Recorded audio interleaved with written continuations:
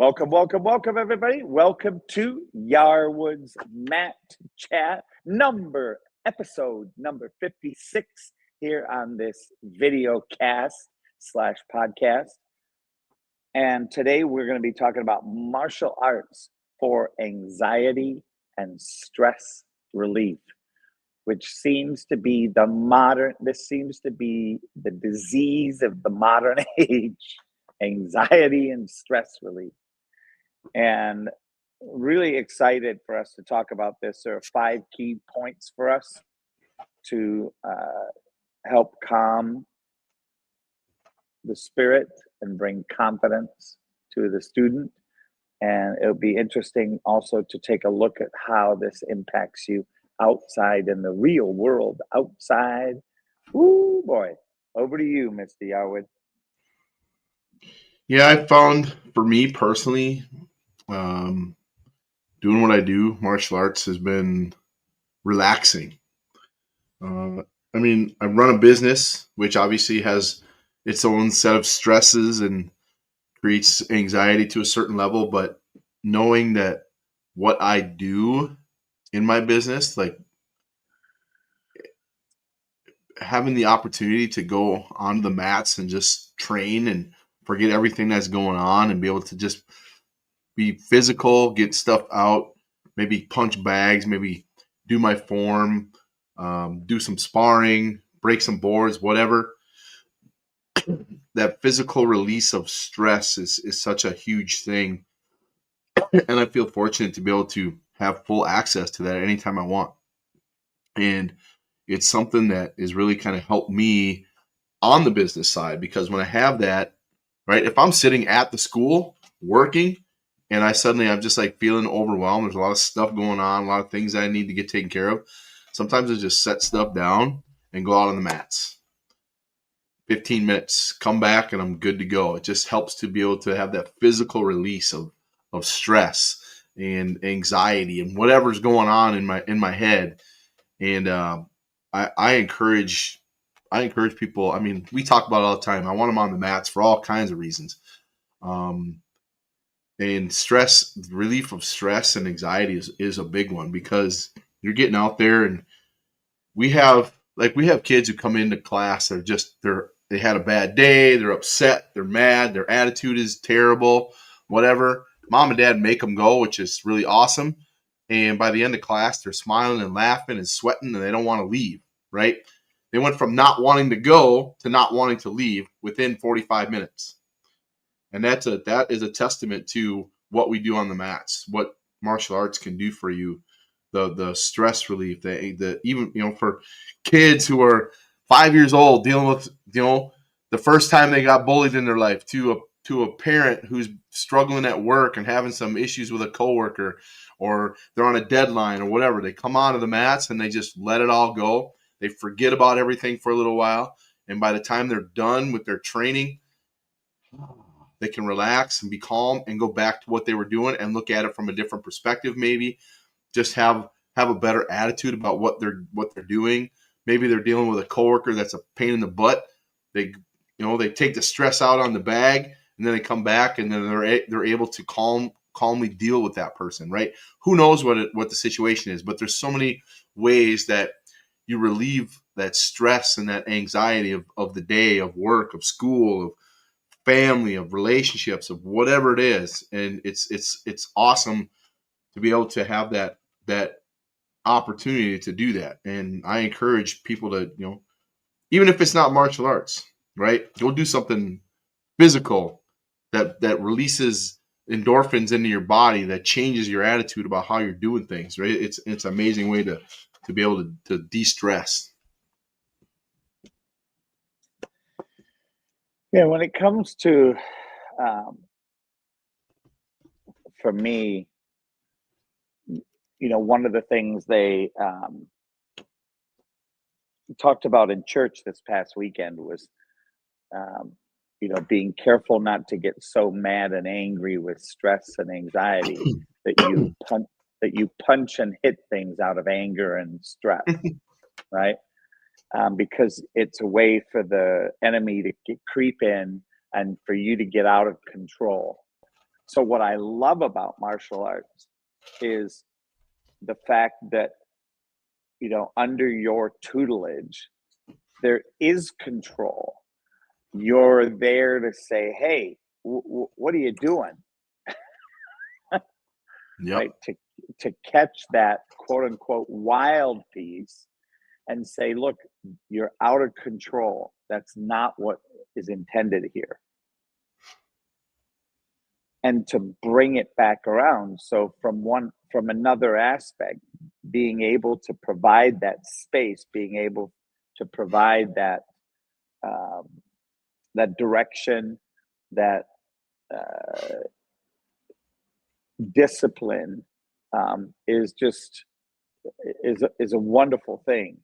And when you gain control of it, when you start to understand the power that you are then have access to, is way more powerful than that anger and that frustration. Mm-hmm. Yeah, you turn that energy around, right? That negative energy that you have and turn it into positive energy, right? You're going to be burning the energy either way, right? And the negative, when you have the negative energy, that's what ends up in having problems, right? And creating more issues than you're solving, right?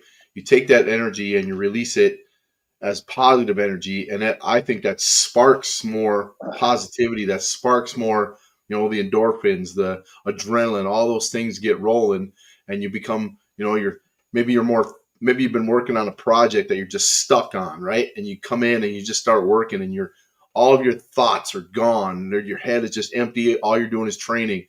And then when you get back to sit back down in front of that project, suddenly you have all these different things going on, like, oh man, I didn't think about that angle or this angle, because that all those chemicals and all that stuff that you released into your body, It's in the way. Force, Yep. it's changed everything that how you think, how you feel, how you act, how you look, all those things. And it's an amazing thing that happens when you do that. And I don't think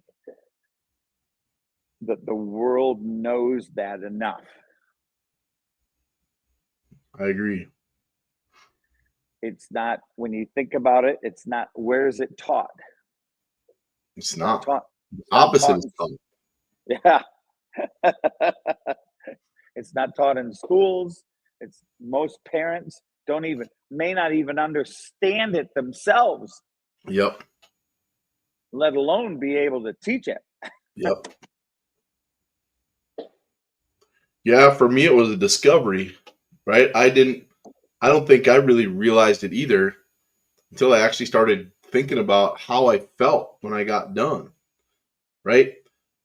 Hanging out with, you just get done with a hard workout like we do for black belt testing. We do black belt workout, right? It's a 3-hour workout, and it's hard, right? And the first one I did, I remember I got done with it, and I'm looking at all the other people there, and we're just dead tired, sweating and whatever, but we were all felt so good, right? That energy inside of us was like, oh man, that was awesome. It sucked, but at the same time, it was amazing, right? And I think that's the first time I really realized what it did for me, right? And I think I felt it before, but didn't really put it together until I really sat down and started thinking about it.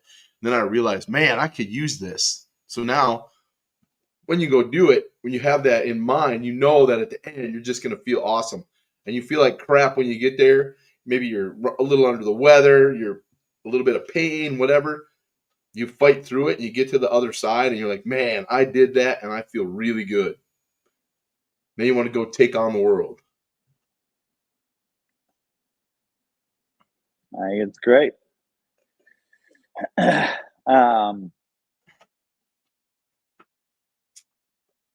think the other thing is, these bodies that we have are miraculous. And the ability, we know so little about our bodies, and yet we see Shaolin monks doing things physically that just occur as an impossibility, right? And then you see, the occasional person out there that does some superhuman trick as well, right? And you ask them, how did you get to do this? Like what and they can barely create, other than, well, I've been practicing for 20 years. Okay, well, I've been practicing for 30 years and I can't do Yep. that. so so tell me more, right? So many people don't even understand the ability to have that much control over our physical form. And for me, that's the place where, to be able to look and see in as a even though I've been away for a while, as an instructor, watching somebody on the floor doing something and being able to support them, watching how, if they're not breathing properly, by the end of their form, they're ready to pass out. Yep. And many times it's because people hold their breath. Just more often than not, yeah. It's like, well, it's only a minute and a half. I can hold my breath. And you can watch their entire form get weaker and weaker and Yep. weaker and weaker, until you could probably go and blow them over at the end. Yep. So to see some of that, and to be able to understand the grounding effect that can happen. And now to be able to pick this conversation up, take it outside of the studio, and go and look at people that are giving speeches. They're so afraid. They're holding their breath. They're rushing. They're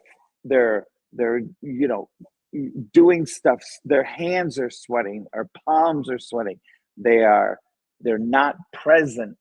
They're worried too much about their do I look good? Am I Yep. doing it right? Am I doing it right? And all of this, to be able to study this aspect and be able to point to, look, if this is the beginning and this is step 2, this is what it's going to show up like. Well, how do you know? Because we've been through step 0, 1, 2, 3, 4, 5 enough times to see, if you're not doing what we know that you have to do at that juncture, you're not going to make it. Yep. For sure. And I mean, when we talk about breathing, we actually build breathing into our forms in the form of what we call a key op, right? So every 15th or 20th move, there's a key op, which means you yell.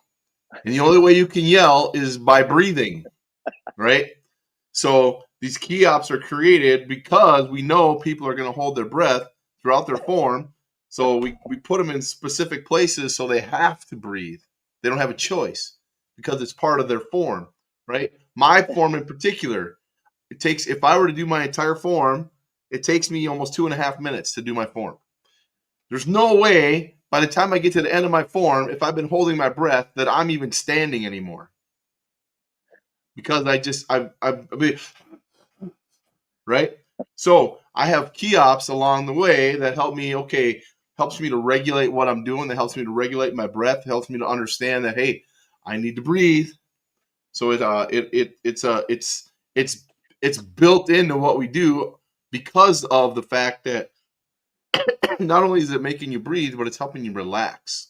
It's helping you to refocus what you're doing, right? Because if you're holding your breath and suddenly, oh man, I'm getting ready to yell, and I'm yelling because I'm holding breath. If I'm holding my breath, that means I'm not doing very well, because I'm getting tired and fatigued. So I need to picking it back up again, right? So you start all the mental things that start resetting. Okay, here I am. Okay, I got to get going again.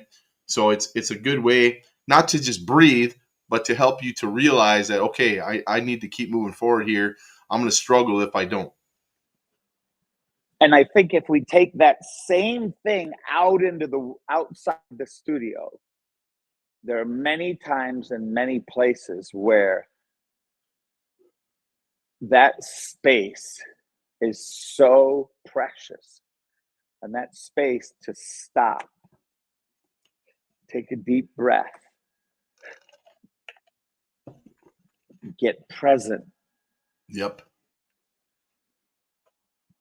i.e., restore your integrity to that which you are doing in the moment. Let all the noise die down. Yep. And then continue. You know, this brings back a memory of I'm not sure if it was the movie The Sniper, but it was a movie about a sniper. And one of the things that had him become very good as a shooter was his ability to turn off the world, Mm-hmm. to settle into the ground, to get rid of the noises. And the way they did it in the movie script was just beautiful, because it was educational in that moment. You know, he's standing there, and we're looking at the things that is distracting him, and he turns that off, and it goes away. Then there's noise and kids and yelling and screaming, and he turns that off, and you can experience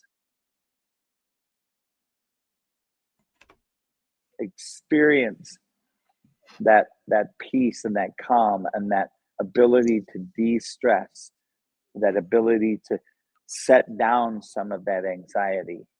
Yep. And then poof, he shoots.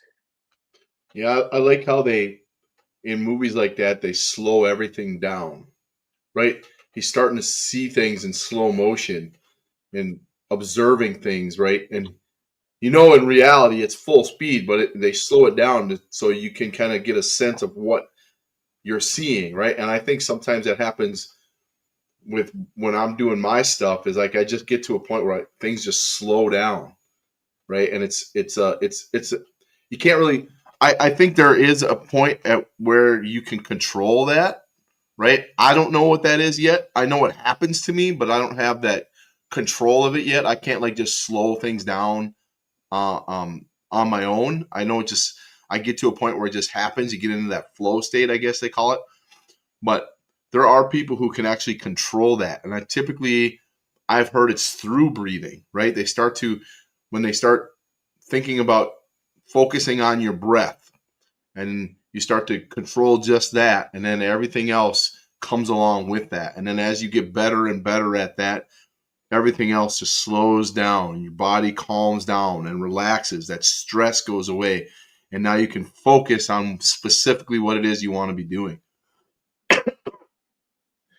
So for me, one of those areas was as I was a leader at Landmark Worldwide.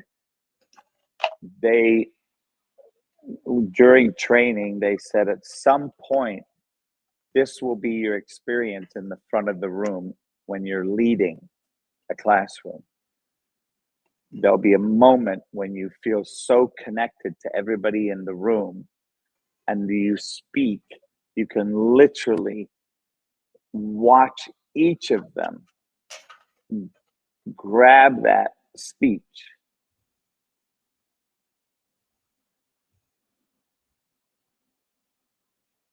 and that was so profound the first time that it happened to me.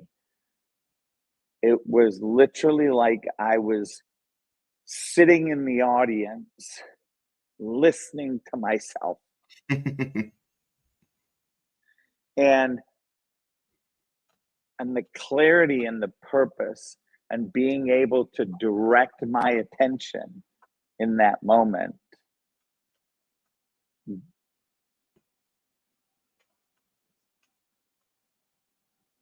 was profound.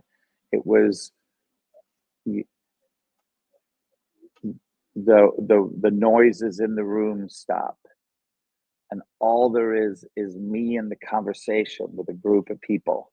Mm-hmm.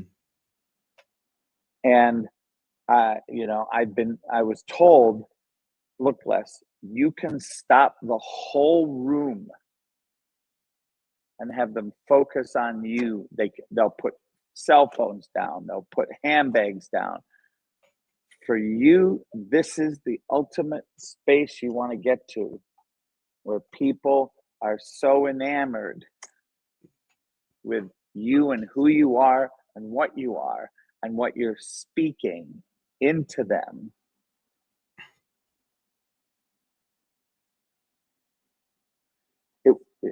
It's incredible. It really is incredible.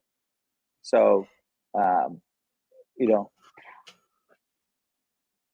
like it. I like this. I think this topic is a wonderful topic. Yeah, and I think when you start to be able to control what you're doing, control your stress, control how you respond to things, when you understand that things aren't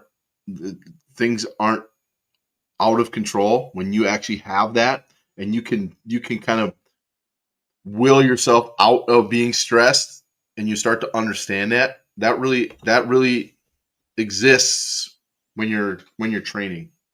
You start to understand that I'm in control of everything I'm doing. I'm in control of my environment. I'm in control of what's going on, right? And how I respond to things and how I do things. Things aren't happening to me, right? I'm doing whatever it is going on around me, I have control of, right? There obviously are going to be things that are out of your control, but those things don't affect you when you're in that zone, when you're in that state. You are manipulating whatever it is around you to what it is that you want it to be. And when you're training, right, you get into that zone, you start to just, I don't know, it's just a sense of like an aura, right? That you're like, okay, this is awesome.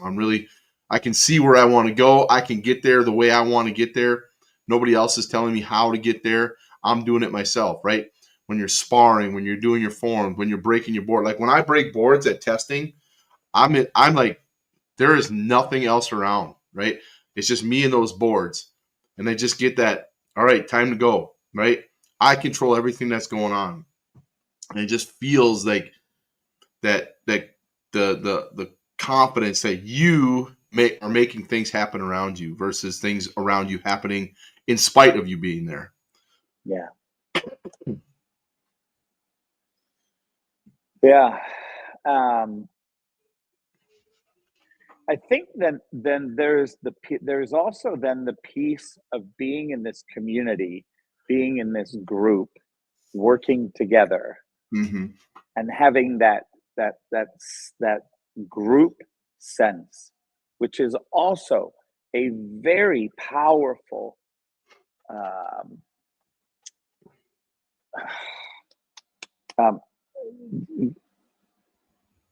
at some level. I know it's a chemical thing. Yep. With people being connected to each other. I also think it's emotional and psychological aspect of being able to get and understand what it is to be part of an empowering community. Mm-hmm.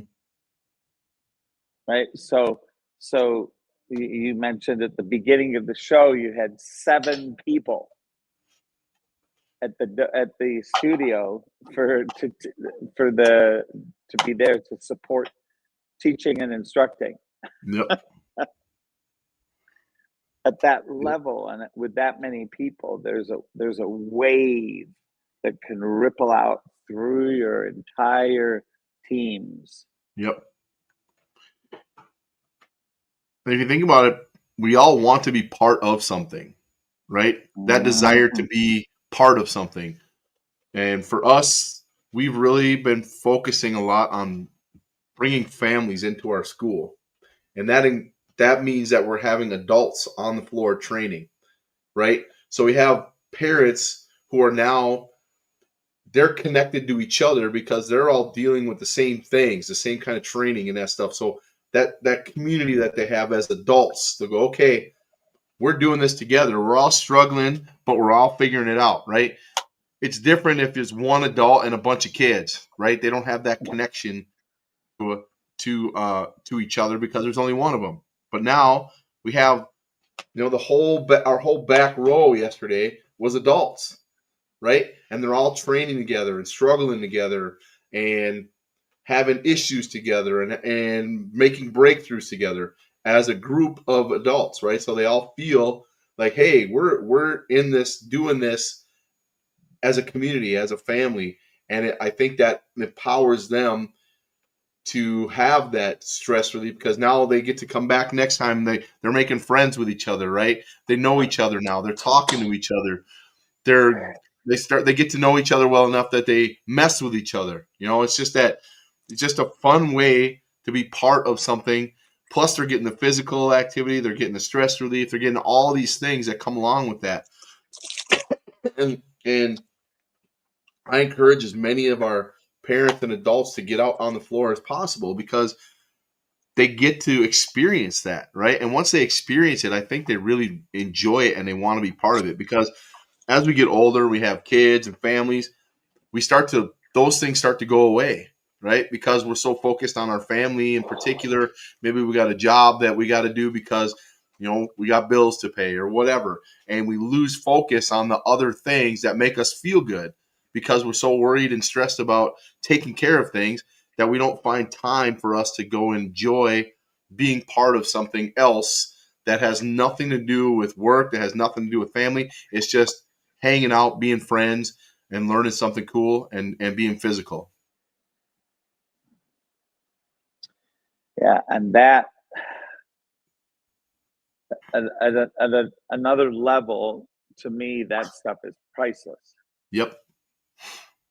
Yeah, I mean, as an adult, I have the majority of my friends are from Taekwondo, right? I've been doing it since I've been doing it for 18 years now. I have, outside of Taekwondo, I probably have 3 or 4 friends, like actual friends that I hang out with. I think 3. Everybody else is within Taekwondo. I met somehow through Taekwondo, and we have shared experiences, right? Shared training, shared failures, all these connections. We've done all these events, tournaments, training, all this stuff, right? And you just really get connected that way. And then it turns into something that goes beyond that, where you become friends, and you do other events and activities together that have nothing to do with Taekwondo, but you're together because of Taekwondo, and it's a real cool way to because of the martial arts. We're talking about all these life skills and all that stuff, right? So that means we're having these shared experiences that are positive, that are fulfilling, that are they're life events that, it's not a negative activity, it's a positive thing, right? And we all get to hang out and be part of that together, and it's a really cool way to bond. How do you think it works for the kids of the parents that are not quite old enough that come in and sit? What do you think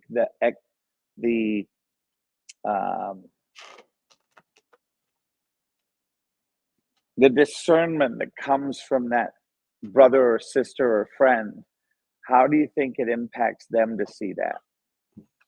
So you mean like the younger kids? I have seen many, many, many young siblings sitting in the chairs with the parents doing the stuff that their brothers and sisters are doing on the floor. So while they're sitting there, they're going, hi-ya! They're doing the kicks. They're getting up and running. They're doing all the stuff that the kids on the mats are doing. So they're directly affected by it because they're seeing their brother do it, right? And we got a brother and sister right now who got a younger sibling, and that younger sibling is cheering for them, and hey, and then the older sibling is coming over and high-fiving them while they're sitting on the chairs, right? So they're you can see that connection too, where they're they look up to the brother and sister and like, I want to do what they're doing. So I think it really has a direct effect on them as well. And I believe that is another very powerful way to manage anxiety and stress Mm-hmm. through the connections with family, Yep. the people that know and love you. Yep. They're there to All right, support you and be part of what you're doing. Amen. Any closing thoughts today, Mr. Yarwood? It's pretty much the same every time. Get your butt on the mat. The only way to figure out what we're talking about is to experience it, right? We can talk, like my mom used to say, you can talk till you're blue in the face, but it don't mean nothing if you don't do it, right? Go try it. Just step outside your comfort zone. Go do something, right? Go figure it out. Go experience it. If you don't like it, fine. Don't do it anymore, right? But the odds of you not enjoying it and not experiencing what it is we're talking about are pretty slim. Yeah. Yeah. Especially if you have even a 50% open mind. Yep. Awesome. And talk to other people who are doing it. Find out why they're doing it. Engage with them. Even if it's from a different school. Yep. All right. Well, thank you again. Thank you for number 56. Yes, sir. And we'll be back next week with number 57. If you have if anybody has anything they would like us to bring to the panel and have a conversation about, please feel free. Yep. And